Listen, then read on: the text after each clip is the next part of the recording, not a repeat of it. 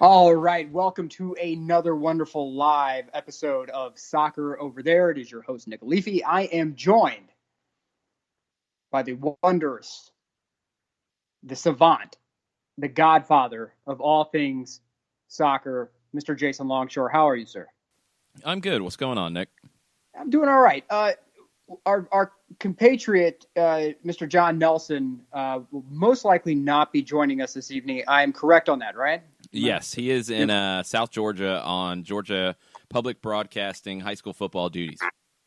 Well, and if you guys don't follow John at all, if you know, let's say you don't live in the Southeast and you don't pay attention to news, which I completely understand, and I'm not trying to get us into the news world. I'm just saying that there was a hurricane that came through that general area, and the destruction is unbelievable. And John has been taking some unbelievable snapshots of really the damage that has been done by the hurricane. So much appreciation to John for going down there. He's covering the sports. Again, the sports we are going to ask the sports to lift us up in times of difficulty. And Mr. Nelson is showcasing that as we speak. Now, Jason, how much did you watch this weekend of the Premier League, specifically Chelsea and Manchester United? I saw the end of this monstrosity. Didn't get to see the whole match as I was getting ready for a busy weekend at Mercedes-Benz Stadium, and yesterday was an all-day affair with all of the chaos. But I saw the end, and wow. Yeah. I mean, you know, this is the one time that I almost want to give Jose Mourinho a bit of a pass here. I mean, so an equalizer scored, and it's a big moment, obviously, for Chelsea. The assistant coach is kind of behind everybody, like just hanging out in the background, and then, man, he was all full of piss and vinegar, as they say. And he goes running down the touchline and like swings his hand or fist or whatever, like kind of in the general vicinity of the bench area.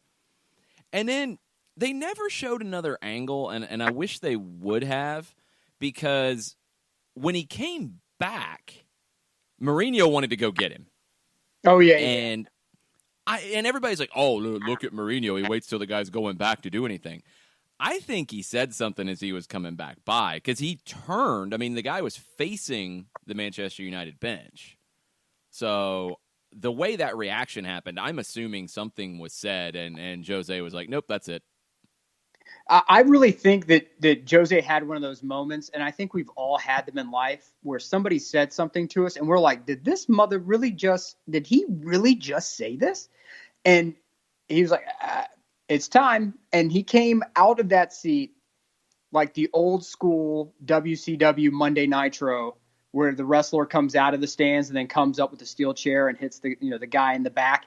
That's exactly what happened. If you have not watched that, I highly suggest you go to YouTube. If you're not driving, please do not drive, and YouTube and use your phone, especially in the state of Georgia.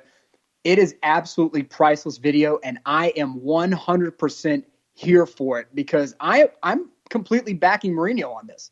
Yeah. I don't care if you did all the questionable substances in the world and you were just so geeked up you had to release it somehow, or Mauricio Sarri always starts off, drinking espresso before the games, so maybe it's sort of a management thing. They all get together and just chug copious amounts of espresso. I don't care. You don't run in front of the other team's bench, no matter how hopped up you are, and start waving your hands and saying stuff to the other side and not expect somebody to get up and threaten to pop you in the face. But what a gift for Mourinho, right? I mean, this is yeah, kind of gift. I love it, because at this point, there are players who are firmly against Jose Mourinho in that locker room. We know this. That's fine. But there are players who may be questioning, like, okay, is Mourinho washed up? Has he given everything he's had to give? You see that, and you're like, wow, just for pride, this dude is coming out of his seat ready to fight people. That's the kind of guy who I might think about reinvesting in. Yeah, and if you're absolutely. And if you're the management, and you're sitting there questioning, okay, has my manager checked out? Well, I think that question's been pretty much answered. So now you're looking at some of the other problematic players and saying, guys, look at the passion the manager has. Well, maybe think about following that before you decide to take a couple of games or a couple of plays off. Mourinho's very intelligent, and he knows how to play any situation. But what I really loved is how he came out after the game and said, guys, I'm sorry, I overreacted. It was the heat of the moment. I forgive the other manager. I get it. I've been in that situation before. And he really came off like once as sort of the good guy. Like, I was wrong. I got my satisfaction. Here we are. And for once, he's fighting somebody other than the media. So, yeah, it was well handled all the way around. I mean, he mentioned immediately after the game when he spoke, I believe back in the tunnel, they asked him about it, and he said that the assistant had come in and apologized. Sorry had come in and apologized.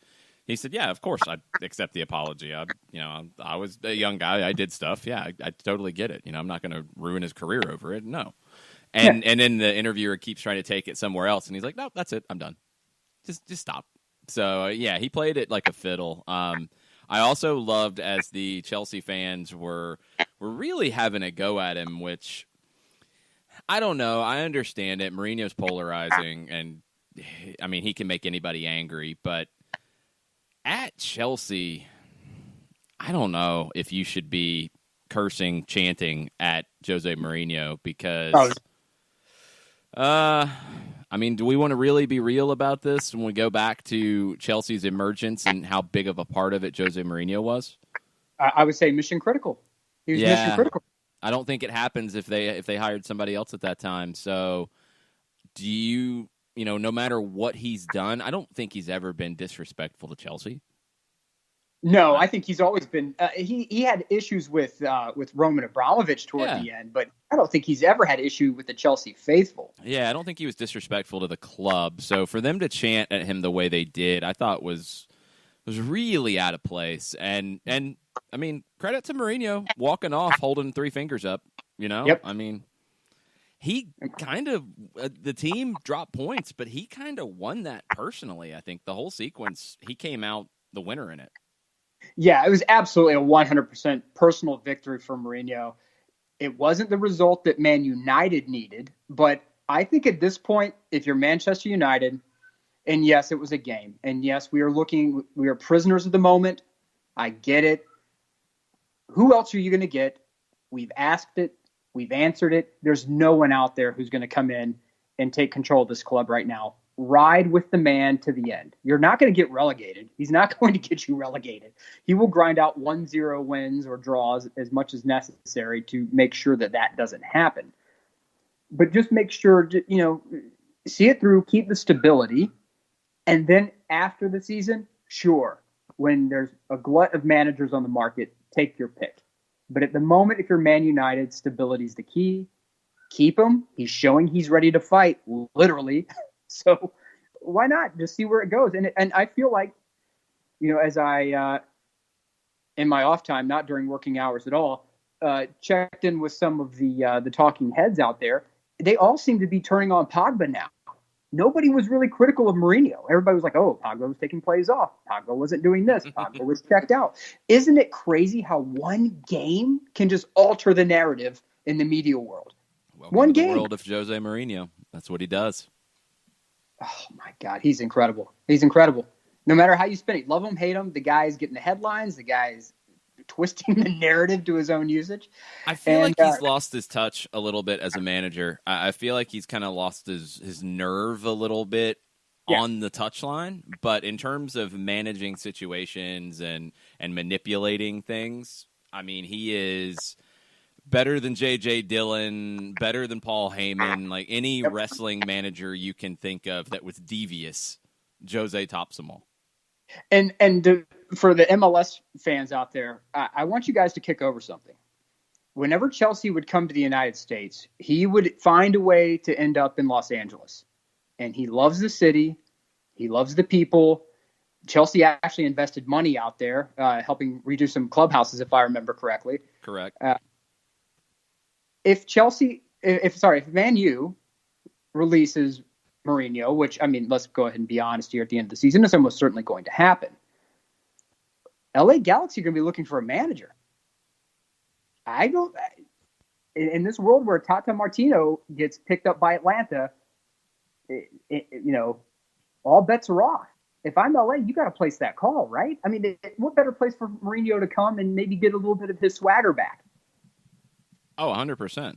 I mean, this is a guy who I believe at one point said when his children were in college that he would be interested in coming to the United States to work. And we're getting around that time. This was a while ago that he said it, and he might have been thinking national team at that stage of his career. He might have been thinking something else. He might have just said it to be nice. Who knows? But he loves Los Angeles. The timing, I don't think, is going to work because I think the Galaxy are going to have to hire somebody sooner rather than later unless they're going to keep Dominic Kinnear on kind of an extended trial / caretaker / whatever. I think they're going to lose out on it, but it would not shock me if at some point in the next 3 years, Jose Mourinho is managing in the United States. Well, even though we're sitting here, at least me, saying, hey, Man U, keep the guy, let's look at some of the upcoming fixtures for Man U. You have Juve coming in town. Good luck with that. You're going against Everton, Bournemouth, and for people like Bournemouth, they're like 6th in the table right now, so don't completely knock them. And then they're going to be at Juve in Turin, and then at Man City. So, I mean, that's sort of murderer's row. And even though we're saying keep them, Manchester United may not agree. They may kick them to the curb. LA Galaxy, the ball will then be firmly in your court. That's true. That would change things dramatically if the timing works out. That would be pretty wild. Before we take a break, let's talk that Manchester United Juventus game because we have a Champions League week upon us. Yes, we do. What are your thoughts coming into this with United hosting Juventus at Old Trafford? Well, here the first thing is going to be the reception that Ronaldo receives. And I saw some clips on social media of Juve coming in, and it was very vocal. They were, of course, cheering for him, going nuts. He smiled, he waved. But it's going to be different when the whistle blows and then you have the ultras going in. Because when you have Ronaldo and all of the news stuff that has been swirling around him, I want to see how he plays with that. Because it's one thing to have, a La Liga side or a Serie A side yell that to you. That's fine. But Old Trafford was home for him. So I want to hear how that reception works out for him. But Juve's going to steamroll United, I think. I'm thinking it's going to be like 3-0. I wouldn't be shocked at that scoreline. Juve will be missing some pieces. Mandzukic, Can, Khedira, all out. I still think Juve's depth is second to none in Europe right now. Even with Barcelona, because Barcelona's their depth pieces, there are some unhappy characters in that. And there are some people who are in some trouble over there as well. But I think top to bottom, Juve is one of the deepest squads, if not the deepest squad in Europe. And even with Mario Mandzukic out, you're going to be facing a substantial attack force coming in. I just don't think that the way that Mourinho would thrive by trying to discombobulate an opponent and trying to grind away a goal here or there, that's not going to work against Juve. Juve is too disciplined. They will bunker and they will counter lightning quick on you, and before you know it, they're going to be up 1-2 goals. And if Ronaldo finds form, because he's been more assisting as of late than goal scoring, he has scored some goals, but he hasn't been like the goal scoring machine that he was previously. If he starts to find form, especially motivated at Old Trafford, this game could get out of hand very, very quickly for Manchester United. That's just my 2 cents throwing it out there.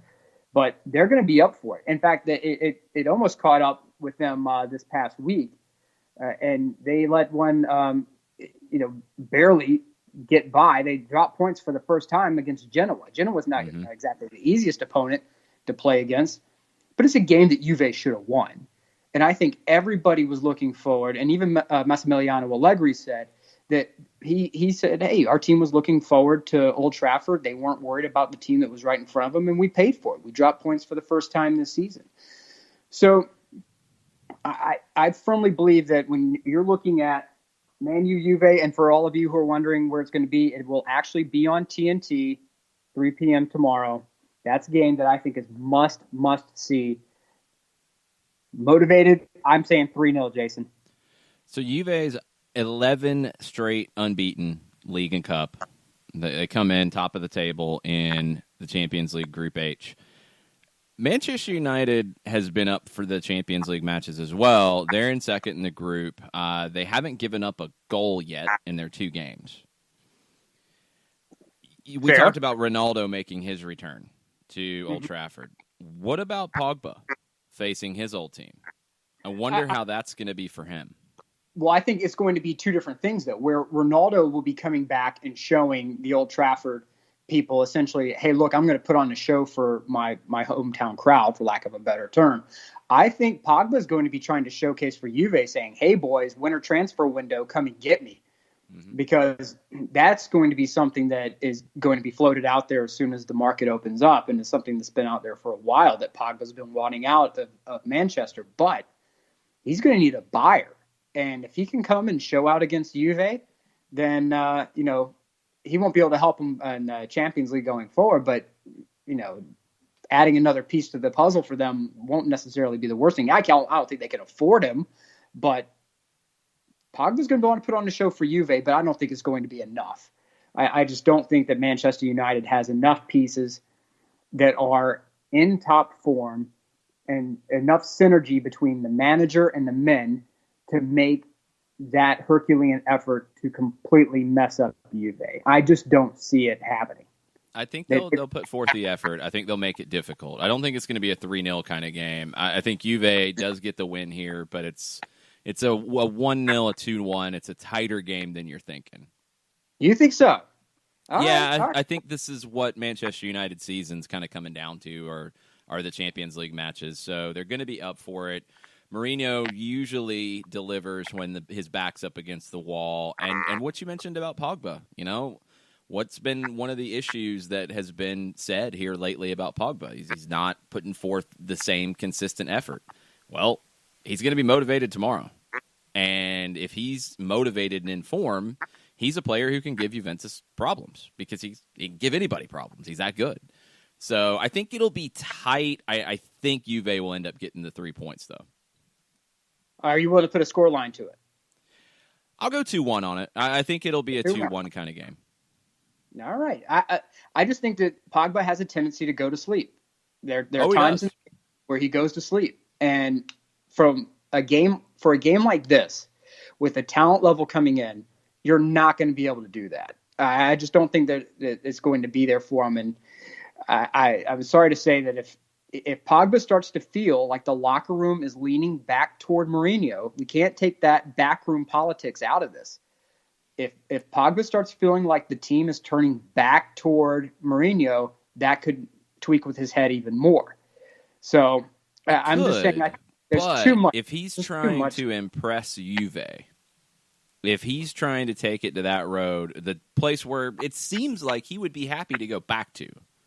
Yes. Oh, yeah, absolutely. He has to be up for this, and he has to put on a performance. So I think he will be motivated. I don't think he's going to switch off in this one, and that will help United a lot, and it'll have them playing better than they have in a little while, but it's not enough. Like you said, Juve stacked, even missing some of the pieces that they will be. They'll have enough to get through this, and they'll have enough to win it. But I don't think it'll be an easy one. I'm also intrigued about the reaction to Ronaldo. It's been really strange, I think, to watch this play out after the allegations that have come out. It's kind of gone a little quiet here lately. I mean, the whole article was sourced incredibly well. It's kind of hard to just say, well, no, nothing happened, and it's all made up. I don't think you can even go down that road anymore. But it's kind of blown over in some ways. And that's crazy to me. I mean, I heard a bit when I was driving around over the weekend on Talk Sport where they were talking about Ronaldo and his return. And, I mean, it was 20 minutes about Ronaldo as a player with just a cursory mention of off-the-field allegations. Yeah. I'm a little surprised that it's just blown over so quickly.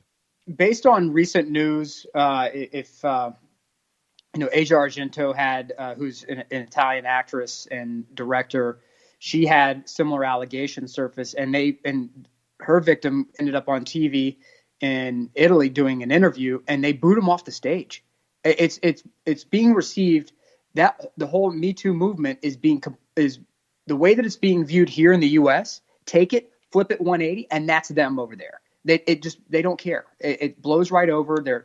And it's unfortunate that I think the way Juve has handled it has been incredibly poor. I don't mind going on them and saying that it's been cringeworthy. No, 100%. I mean, they're trotting, all of the images that come out are Ronaldo with the children and Ronaldo with the family, and Ronaldo is he's here with Juventus and we love him and he's a man of the people, and so the way that this gets received in England is going to be, because a lot of these charges, especially if you go back and you read the Der Spiegel piece, start in England, and then the finishing part is in Vegas. Okay, so the second part is in Vegas, first part's in England. This is nothing new for them, and now that it's been pulled back out into the light, it's going to be very interesting to see how they answer that. So let's go ahead and go to break, and we will be talking now about Real Madrid when we get back, because good Lord, can we talk about a club going Chernobyl mode? The next home for Zlatan Ibrahimovic. That's right. Nick Alifi, Jason Longshore, Soccer Over There. We will be right back.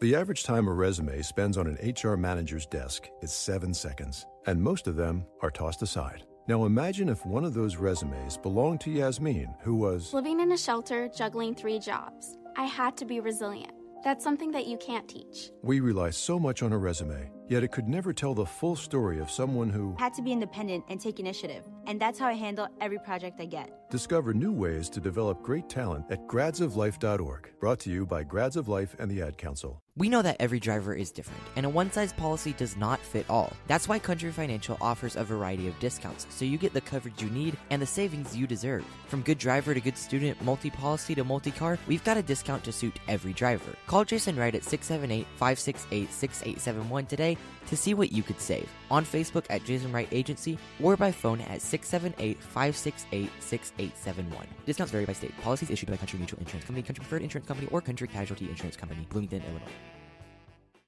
Hey, hon, what you doing with your phone? Taking pictures? No, I'm asking it questions. Like what? Hey, Bobo, do flowers have best friends? I'm sorry. I'm afraid I don't know that. Hey, follow me. I want to show you something. Look, flowers do have best friends. Whoa. Some answers can only be found in nature. Discover the unsearchable. Visit discovertheforest.org to find a trail near you. Brought to you by the United States Forest Service and the Ad Council. Soccer Down Here is sponsored by Apolinski & Associates, LLC, personal injury lawyers with over 30 years of experience. Call Steve Apolinski at 518-350-4231 or email him at steve@aa-legal.com if you need help with a wrongful death or serious injury matter. Steve Apolinski is rated one of the top 100 trial attorneys in Georgia, recognized as Legal Elite by Georgia Trend magazine for being one of the most effective lawyers in Georgia.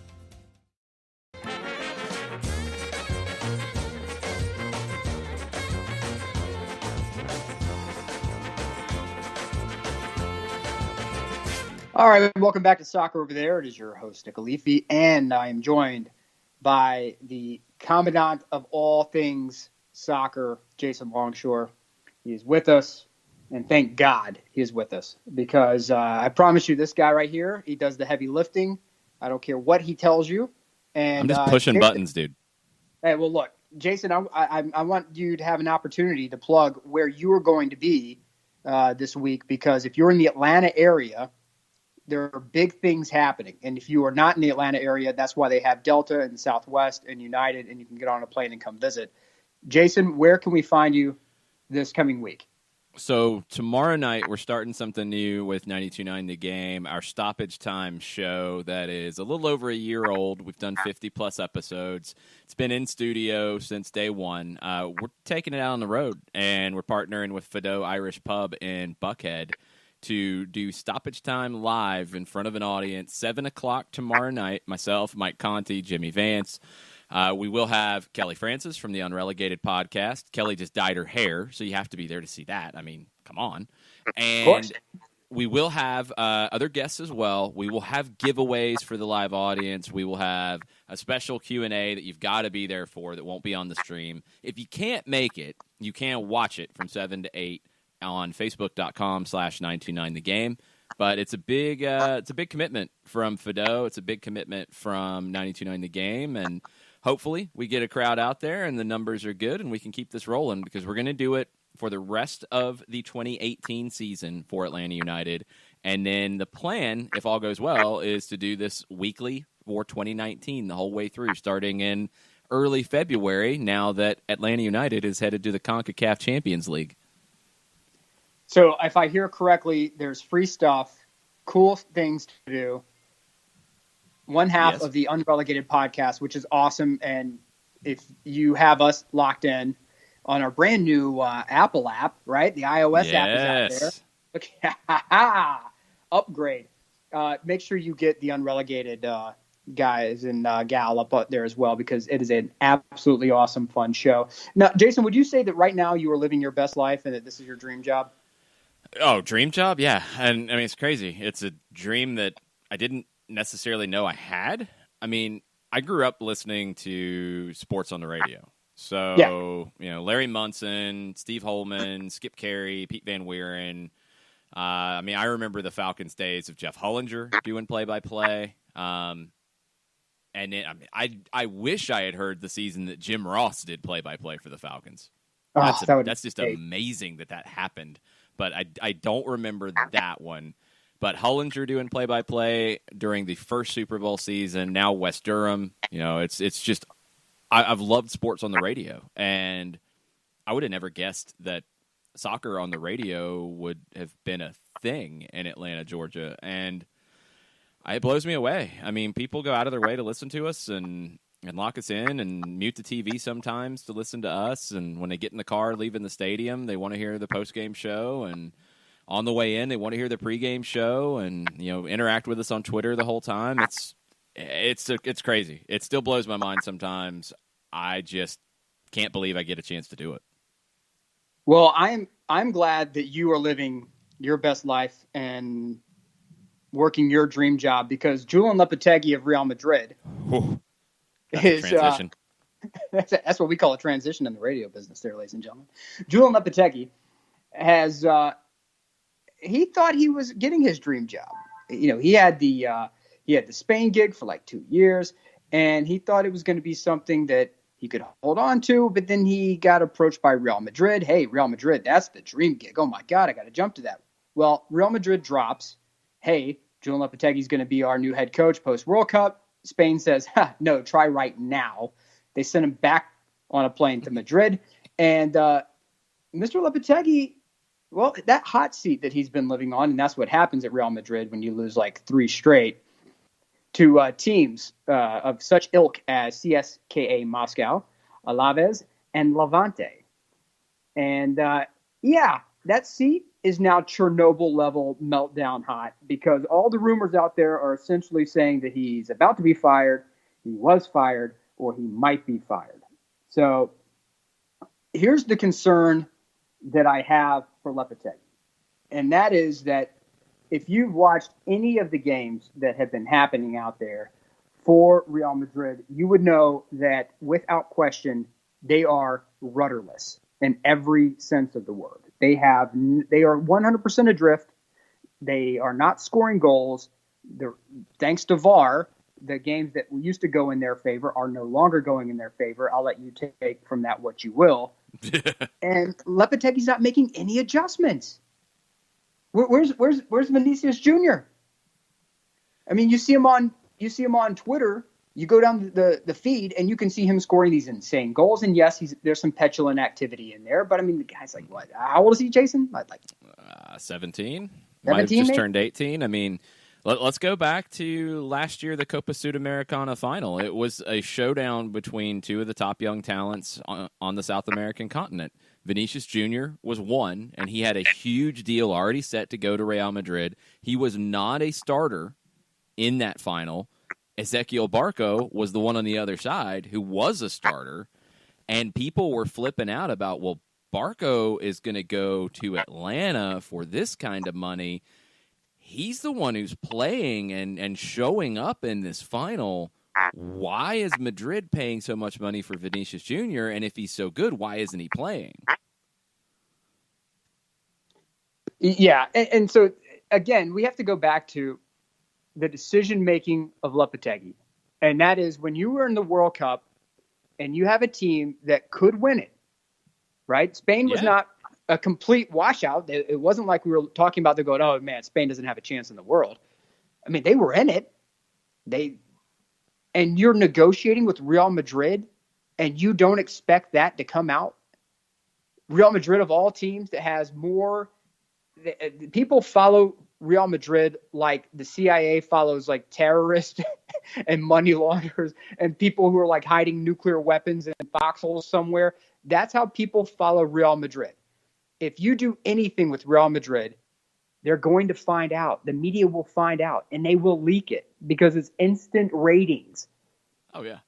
And Julian Lopetegui should have known better. And so when he was forced out and he took the Real Madrid job, now he's essentially stuck in Caligula's Rome, where the emperor, Florentino Perez, is just waiting for a reason to off with your head. And are we supposed to feel bad for this guy now? And the question is who in the world, if they fire him, will Real Madrid get? It's the same thing that Manchester United's dealing with. It's the same thing that clubs all over the world, these big-time super spenders, are having to deal with, is they keep churning through the same cast of characters, and now there's no one left. Yeah, because one of the guys on the list for Manchester United is Zinedine Zidane. He's not going back to Madrid. And if Manchester United blinks first and fires Mourinho, he's not going back to Madrid, so there's nobody there. No, there's no one there. Run off a list of names here. Roberto Martinez. You think he's going to go? You think he's leaving Belgium? Why? No. Why would he leave a cushy national team job right now where it's okay to be a semifinalist? Why would he go anywhere with the talent he's got to work with and not a whole lot of pressure? Nope, not going. Antonio Conte. Let me grab this one if I may. Go ahead. He's fighting Chelsea because he still believes he has a valid contract with them. Meaning, so he's a little busy. He's busy. He's not going to go take that job. Now, once the court case is settled and Roman Abramovich like UPSs him a load of $20,000 bills or whatever he needs to get by, maybe, but he's not going to be there in the next month or so. What about Laurent Blanc? I mean, if that's where Madrid is at this point, because I'm not all that impressed. Well, Jose Mourinho, who we were speaking about earlier, he said he's not going back either. And no. Thanks to Waffle House United FC for kicking over a link earlier today, the Bleacher Report, that had an amazing article. After the show, I'll repost it. But essentially, Mourinho was busted for running tax shelters and got busted by the Spanish police. And of course, they did the whole a year in jail, suspended, and you have to pay like a €2 million fine or whatever. He's not going to go back to Spain to save his life unless he's surrounded by his Manchester United security. No, nobody's going back to Spain to work. I mean, everybody ends up owing the Spanish government some money, and nobody's going back to work after that. No. The Spanish tax laws are very strange. It seems to me that if you have any employment at all, like if you're an Uber driver in Spain, at some point you're going to end up having a year suspended sentence and like a €2 million fine for tax evasion. No matter what you do. you're a street food vendor. You're going to end up owing the government money. But here's the upcoming games for Real Madrid, and there's one little caveat we have to throw in with one. So you have Pilsen coming up, which I think is going to be the last game for Lopetegui. You think that's personally. it? I think that's it, because if they even draw, or for sure. Gone. And with the way they're playing, I don't think that's off the table. But then you have El Clasico coming up without Messi. Keep in mind, Messi broke his arm. He's at minimum 3 weeks that he's going to be out. But if any, I don't see him. I don't even see him making it to this weekend. If he does, and they lose to Messi-less Barcelona, it's over. Lopetegui won't get a job anywhere in Madrid, like a maitre d' at a restaurant in Madrid. It's done. It's finished. And this poor guy who just has horrific decision making, he's going to be out in the street. He's not going to be able to work anywhere. Would this be the fastest, largest fall from grace from early June 2018, where Spain is a contender for the World Cup? They were my pick. Yeah. They were my pick. They were, I think, Kevin Egan's sleeper when we were talking about it on June 13th after the United match in Columbus. We did, in the post-game show, we talked about things. Spain was my pick. And the next day, it was that morning, it started to break, and we knew stuff was going on. So that's right. Spain was going to be my pick, and I ended up running away from it at that point. I want to say Kevin might have stuck with it. But, man, from there to now, where do you go from here? What do you do? Well, if we go back for a little bit, and we remember when Real Madrid won the Champions League and everybody's walking off the field, I think I saw maybe two happy people, right? I want to say like Sergio Ramos was really happy, and I want to say Isco was happy. Everyone else looked absolutely miserable. And Zidane later hinted that not all was well with Real Madrid. And if to see where Lopetegui is now, and of course we have to acknowledge the fact that, Kovacic and Ronaldo are not there. And Ronaldo is, however you feel about Ronaldo, you have to admit that the guy is a goal-scoring machine whenever he's playing in La Liga anyway. And you have to acknowledge that. But at the same time, the wealth of talent that is on that side, how good of a manager is Zinedine Zidane if this is where we're at now?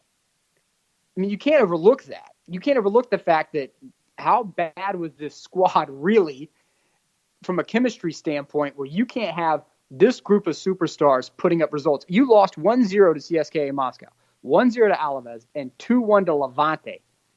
And you're telling me you're expected to go out and win El Clasico? There's no amount of money that's going to fix this. I mean, you're going to have to wait until the summer window, because I don't think you're going to get anybody of note in the winter window except one Mr. Zlatan Ibrahimovic. Okay, so we talked about Lopetegui's fall from grace. What about Zlatan? If he goes from on the outs at Manchester United, there's questions, concerns about the knee, if he's going to be able to hack it. The offer comes, he goes to the Galaxy, he shows up in El Tráfico and just goes nuts and had a great season. Has had a great season with LA Galaxy. I do not like his whole shtick. I'm not a fan. But has he delivered? What? No, not a fan. I think he goes too far with it at times. I mean, look, the Minnesota fan base has suffered enough having to watch that team on a weekly basis. Don't throw shade at the Minnesota fan base a lot of time. That's not even nice. That's not fair. Come on. They have to watch that team every week. They but suffer. He's the heel. He's the bad guy. If anybody can respect the fact that the bad guy gets ratings, it has to be you, right? But the bad guy doesn't also end up on Scott Van Pelt's SportsCenter and Ellen DeGeneres and Jimmy Kimmel, and I think he was on Fallon. I'm not sure. There's a degree of the wink, wink, nudge, nudge, ha-ha, I'm Zlatan. That's fine. But when he takes it to where he says and does things that, I mean, why are you being a heel to Minnesota? Well, let me go back to why he was a heel to Minnesota. Okay. Especially at the end. Because when they were doing the player introductions. Oh, no, no. That was in response to his comments earlier in the week. Well, no, so Minnesota gets an out here. No, they don't get an out. They sit there and they say, we're going to have 50,000 people showing up. And if you're Zlatan, do you really think you're paying attention to anything else outside of, oh, hey, this is going to be the largest crowd in Minnesota soccer history? But of course you're going to put two together. No, totally get it. But that was not the selling point of it. And this is the frustrating thing for a Minnesota United team that had a big crowd. They get to close out TCF Bank Stadium. They didn't close it out with a good performance on the field, but that's not exactly a shock for the Loons these days. But they didn't sell it as it's Zlatan. Come see Zlatan. Come see Ibrahimovic. They didn't sell it like that. They sold it like, this is our last game at TCF Bank. We're trying to break 50,000. We're trying to set a record. Come support us, blah, blah. They didn't even mention Zlatan. So, yeah, I know he doesn't pay any attention to it because he's too important for that. But from an MLS perspective and from a league perspective, you keep putting him out there as this just amazing guy and superstar and this and that. I don't think he comes across the same way as a David Beckham did. Oh, no, not at all. And I don't think it's a good thing for the league. I really don't. I think as a player, I think we get it. The hardcore fans get it. They understand it. They're like, oh, it's Zlatan. He's full of himself. That's what he does. He is who he is, yada, yada, yada. But if you're a casual fan and you hear some of the things he said, I mean, the Minnesota stuff just went above and beyond for me because it's, why are you, it's not a rival fan base. It's just a different fan base in the middle of nowhere that has had awful 2 years of soccer to watch. And you're trashing the people. Like saying they're not there to support their team. That's not cool. You don't show up for the All-Star game when you're voted in by the fans. That's not cool. But we sat there, but Jason, we sat there and we cheered when Scott Hall would come out with the NWO and say, "Are you here to see WCW?" And the whole crowd would cheer. And they say, "Who's here to see the NWO?" And the crowd would boo him out the building. He'd be like, "One more for the good guys." But you're not making that guy. That guy's not doing the Slim Jim commercials. That's the thing, is you can't be a heel and be an ambassador for the league. You're putting him in ambassador stuff. You're putting him in a role where he's being asked to be an ambassador. So when you be a heel outside of your ambassador stuff, it just looks bad all the way around. Well, I want you to get ready because he's not. I firmly believe that Mino Raiola, his agent, has an out clause. Oh, of course. And if you remember, if we go back and we go back to the David Beckham era, he left on a series of loans and he went to AC Milan and he said, "Hey, I want to try to go back to Milan. Can I stay with Milan? Can I stay with Milan?" He couldn't get out of his contract. Yeah, that was a complicated situation, but yeah, there were lots of things that happened with it. I think this one with Zlatan was easy. He had nowhere to go. He could have went to China. He could have went to India. He could have went probably to the Middle East. He could have went to MLS. He took less money to come to MLS because he knew it was a better level of competition. If he had went to China or whatever, that would have been it. Done. Nothing. That's your career, whatever. He still had time to do that. He is a competitor. I don't like the shtick, but he is an absolute competitor, and he's a beast. I think he always believed that he could come here, light it up, and have one more shot at glory in Europe. I think that was always the plan. And if the right offer comes up, I think he's gone. And I think the Galaxy would actually be smart to do it because then you can sell this in a lot of ways. Yep. You didn't spend – I don't think they had to give up any kind of money to Manchester United to get him. If I remember right, Manchester United cut him loose, so it's a free. You paid $1.5 million in salary to him this year. That's nothing. That's nothing. You got all the hits and likes and jersey sales and all of it.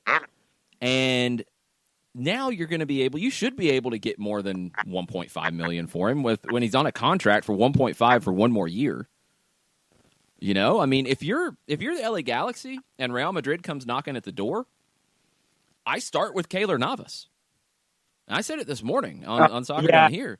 I'm like, look, you're sitting on a goalkeeper. We have David Bingham, who's and you're not going to play the guy. He's done for you. He has no value to you because you went out and got Courtois. Let's do a trade. Done. I say Keylor Navas and $10 million. And if you get Keylor Navas plus anything, done.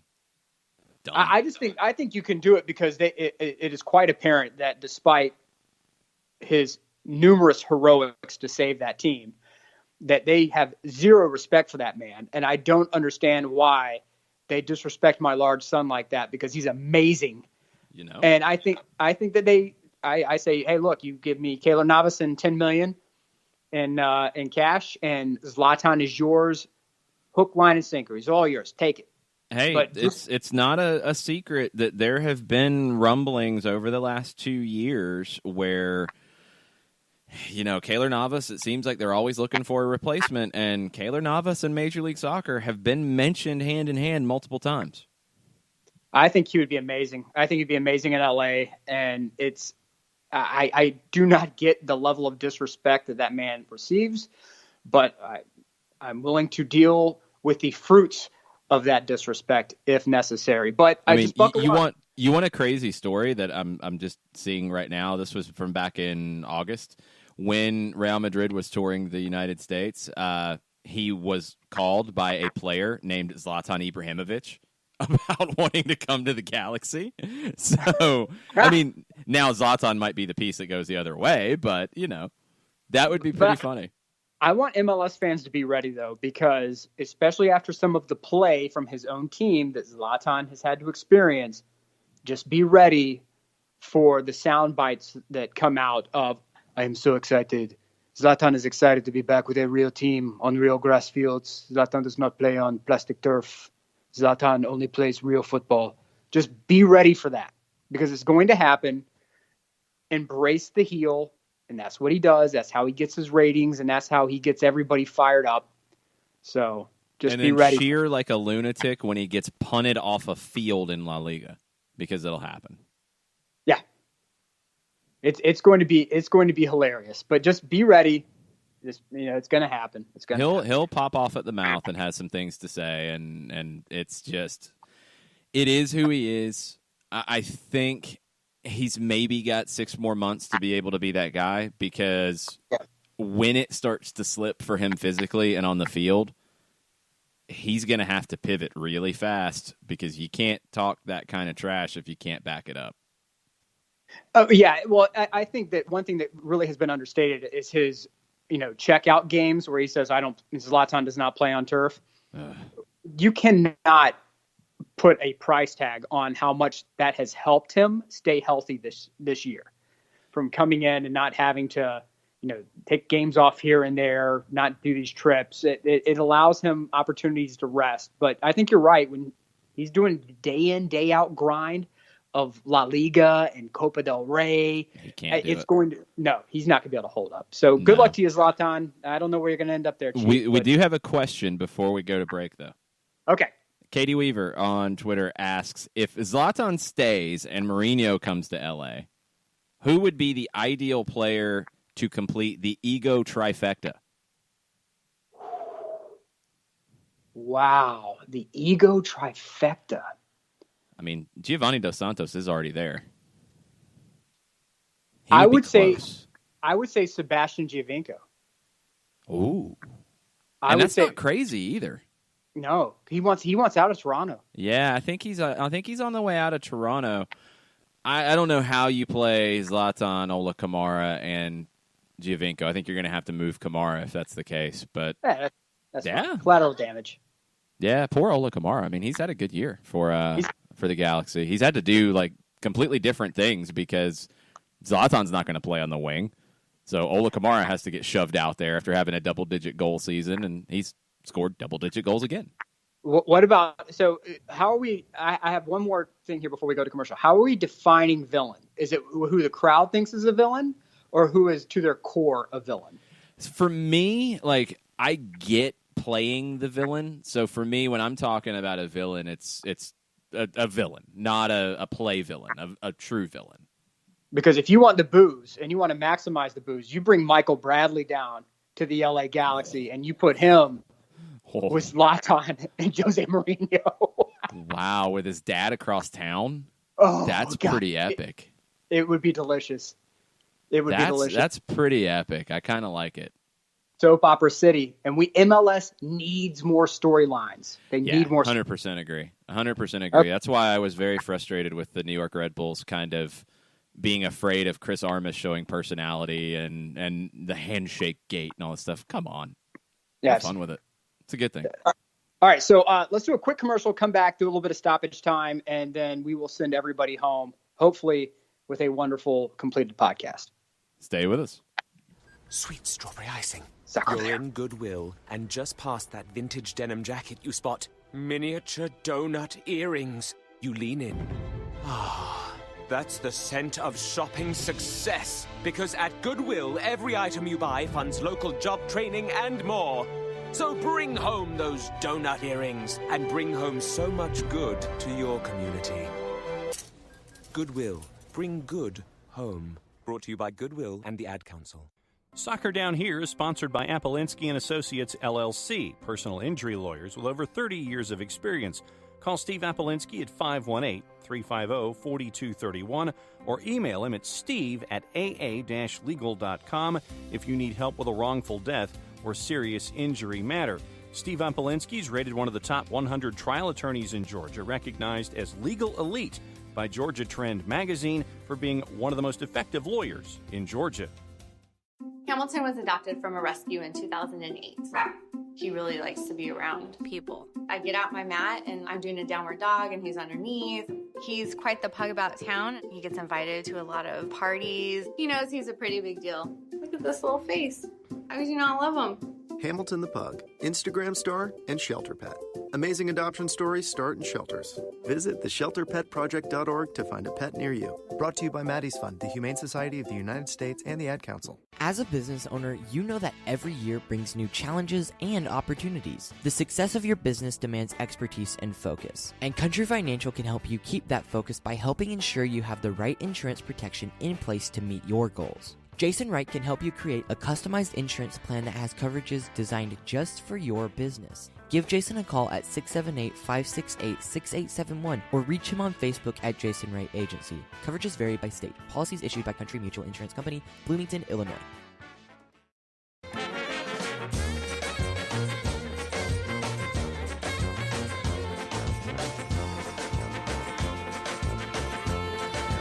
Welcome back to Soccer Over There. Special shout out and thank you to Katie Weaver for sending in that wonderful question, because my brain is racked on MLS storyline that we need to focus on. I have my own storyline that I need to focus on here for a minute. I have to be selfish with my time. As we move into stoppage time, we appreciate you joining us. Felipe Cardenas, the wonderful Felipe Cardenas, I felt like he came at me today, Jason. I felt like there was a personal attack on me. He did not at me, but I felt like it was a personal attack because he showed the video of Icardi's stoppage time goal, which led Inter Milan over AC Milan in the Milano derby. And I'm sorry, I felt like that was an attack that he subconsciously shot my way.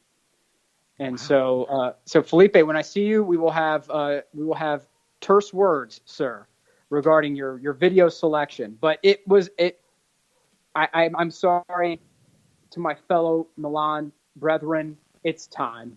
Gattuso has to go. Oh no.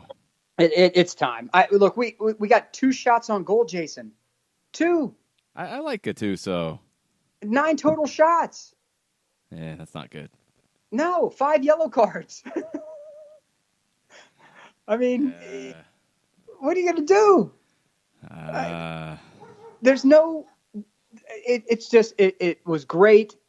The Italian version of Ed Ogeron, wonderful. I love. That's a good call. I love Gennaro Gattuso.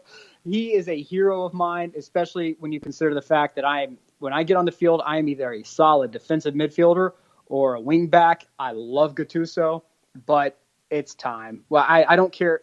Just find me someone. If we go sink further down in the table, I understand, but I'm willing to say right now that it's a wrap. It's done. It just card it up. You're not getting anything else from keeping them. So, well, who would they get? I mean, this is where we get back to this question. I mean, honestly, I reach out to, God, anybody. I'm serious about that. Wow. I mean, it's to that point. I'm to that point. I've had it. I'm up to, I'm not one to go Ventura, right? Ventura, who crashed Italy out of the World Cup. He has a job, which I don't know how in the world he has a job. It's at Kivo. He's a disaster zone. But in my mind, there's no coming back from this right now. Gattuso is my concern right now is that we are a team with no offense and a player in Higuain, and I can't have him demand a transfer this early. I can't have it because in my mind, and I have a difficult time talking about this because I am a fan, so I am passionate about it. No, I don't think logically about it. Talk to me about Atlanta United, I'll say the exact same kind of stuff because I can't think logically because I'm a fan, and that's what fans do. But in my mind, I just think that we've seen what we're going to see. And I just don't know what Leonardo wants to do. I know it's not an Ninja Turtle. He's a legendary player, a Brazilian player. He elbowed, was it Brian McBride? He elbowed in the face? No, Tab Ramos. Good. Fractured his skull. See, if you're going to go, you go big. He did. I mean, the convulsions on the touchline, and Leonardo was suspended for, I want to say 6 games or something. It was something really bad. I mean, it was a nasty elbow. I just find it hard to recognize what's going on with my team right now. I really do. It hurts my heart. We have no money. We're broke.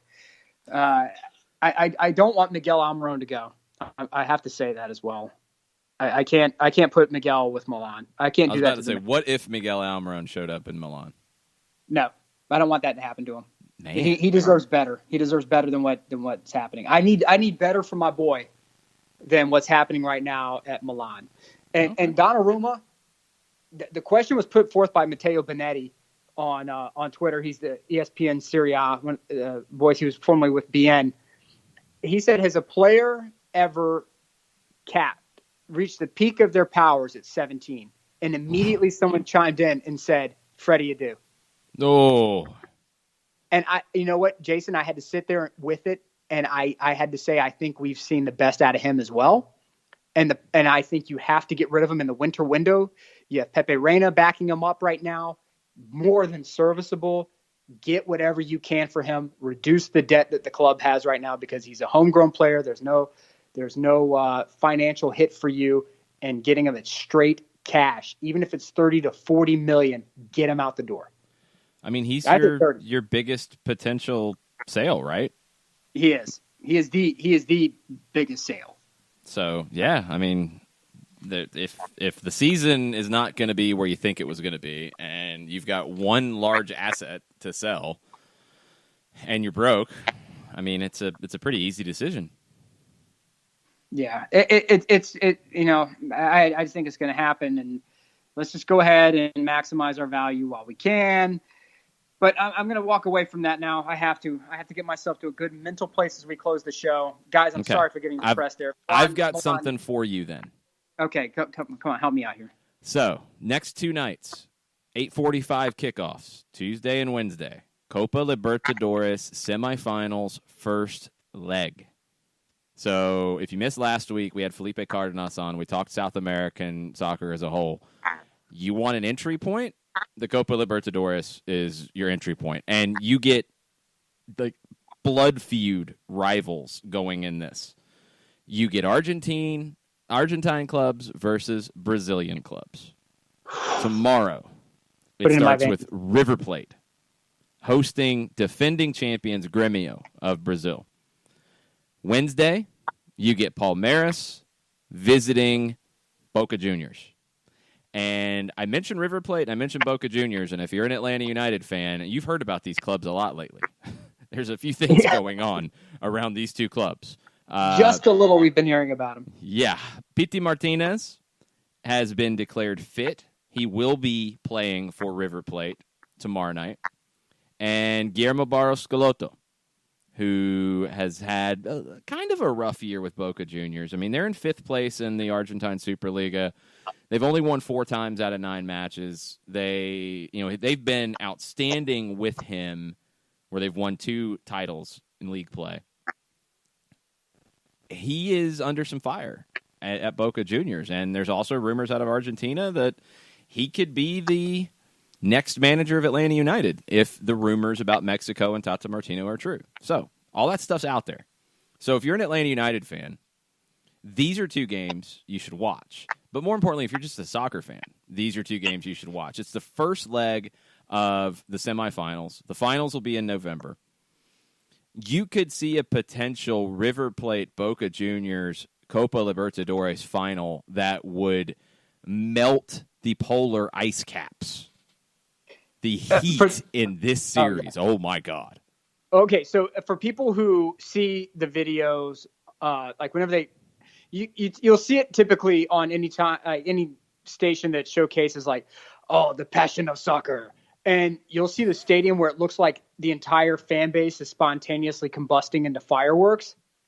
That's the stadium that Boca Juniors plays in. Right? La Bombonera, the chocolate box. It is bug nuts. And if you are of the gambling sort, just keep in mind that River Plate has only conceded just 2 goals in their last 9 games. And Palmeiras is perfect on the road for all of those who may be looking at such things. Just putting that out there. There is, if this rivalry, if this happens in the final, you should watch it anyway, but if it happens in the final, we'll be talking about it. Vice did a documentary about the rivalry. Copa 90 did a great feature. It's about 13 minutes on YouTube about Boca and River. I mean, it is the classic, River is known as the millionaires. Boca is the team of the people. You got rich versus poor, elite versus, the people of the streets. I mean, it's everything you can imagine in a rivalry and more. So they both have to get through Brazilian clubs to get to the final. And it's not going to be easy, but it's going to be a lot of fun to watch. Game 1 start this week, 8:45, Fox Deportes in Spanish. Here in the United States, and you can probably find streams. I don't know about an English stream, but they might be out there. Definitely watch these. Also for Boca Juniors, keep in mind that 97-year-old Carlos Tevez is going to be on their bench. He might feature in this. He could, if he shows up, it could be, he might have a little bit more fireworks in him there. All right, Jason, anything else? We've gone way over on stoppage time. Anything? No, that's it. CONCACAF Champions League. Now Atlanta United will be heading to it. We'll be talking lots about that as we get down the road and get closer to it. The draw will be in December. Atlanta will be paired up with a team from Central America or the Dominican Republic in that draw in the first round. Be a lot of fun. Can't wait for that draw to happen. Can't wait to see who Atlanta will be matched up with. If you are single, you find you someone that works at the airlines right now, and you get those buddy passes on lock because it's away games. You can go. You can go to these things. It's the not just ultimate away day. The ultimate away day. Make it happen. Okay, until next time, thank you so much for listening. Send in your questions, your comments, and all that stuff, and we'll be sure to get to them. Big shout out to John Nelson for all the work that he's doing down in South Georgia right now, and big shout out to Jason Longshore because he's the straw that stirs the drink. Man. I am but your meager host, Nick Alifi. That's Jason Longshore. This is Soccer Over There. Mucha Euro, y'all. All the lyric.